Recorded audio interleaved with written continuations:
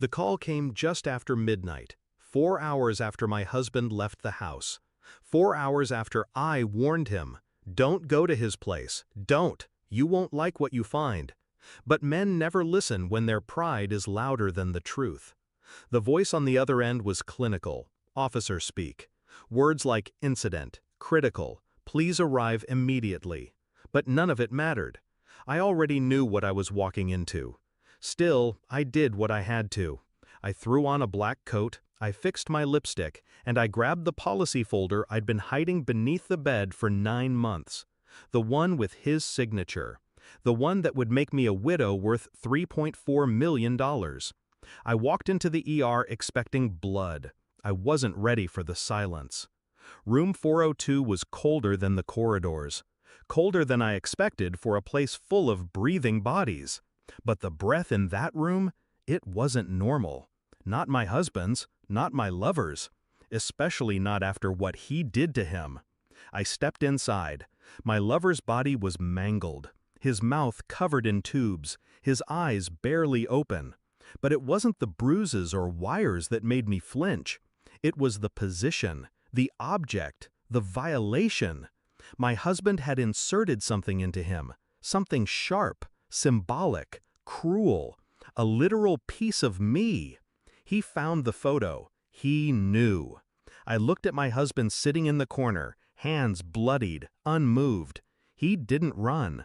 He wanted me to see it, to feel it. I didn't scream. I didn't cry. I called a lawyer. I told them exactly what happened, and what didn't. I wasn't there. I didn't send him. I warned him. Then I made coffee. Black, no sugar. And I waited. Waited while he was detained. Waited while the hospital prepped for surgery. Waited while my world realigned itself around a new center of gravity. Not him, not the lover. Me. I filed the insurance claim the next morning. I visited the hospital every other day. Not to see my husband, but to document the injuries. For court, for evidence, for my future. And on the third visit, my lover whispered something behind the ventilator mask. He said he'd kill me, but only after he made me feel like I deserved it. That was the moment I stopped being angry and started calculating. By the time the trial began, the world saw my husband as unhinged, dangerous, a former decorated officer with a hero complex and a crumbling ego. I showed up in court in black, not mourning, as a widow in waiting. I testified calmly. I submitted texts, photos, receipts. Even the warning I gave him the night before. He's not worth it. Let it go. He stared at me from the defendant's bench, eyes hollow, skin sagging, like a man who'd already buried himself before the verdict. And when the prosecutor asked if I regretted cheating on him, I smiled. I regret underestimating what betrayal does to a man who believes he owns you. The jury didn't flinch. Guilty. Attempted murder. Insanity plea? Denied. I visited him once, only once. Psych ward, bulletproof glass, padded room. He was sedated but lucid enough to speak. He said nothing when I sat down, just stared at my necklace, the one my lover gave me. I leaned forward, close enough for him to see the diamond. Then I slid the envelope across the glass. Inside, his divorce papers, unsigned. I let them sit there for a long, brutal minute before saying, "I'm not freeing you." He blinked. "You don't get to start over. Not in here. Not in your mind." I stood. "You'll rot with my name still wrapped around your throat."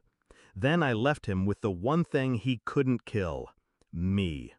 It's been 6 months. My lover's walking again. Slower, quieter, but alive. He still calls me dangerous. And I still sleep like I haven't done a single thing wrong. People like to label things. Victim, monster, survivor, widow. I'm none of those. I'm something they don't have a word for.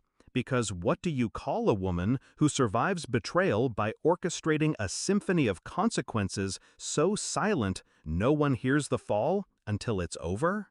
You don't call her anything. You just watch her walk away. He tried to teach me a lesson in pain. But I taught him something worse: silence. Lesson: revenge doesn't always wear blood. Sometimes it wears your name. And sometimes the worst punishment is letting them live with what they did.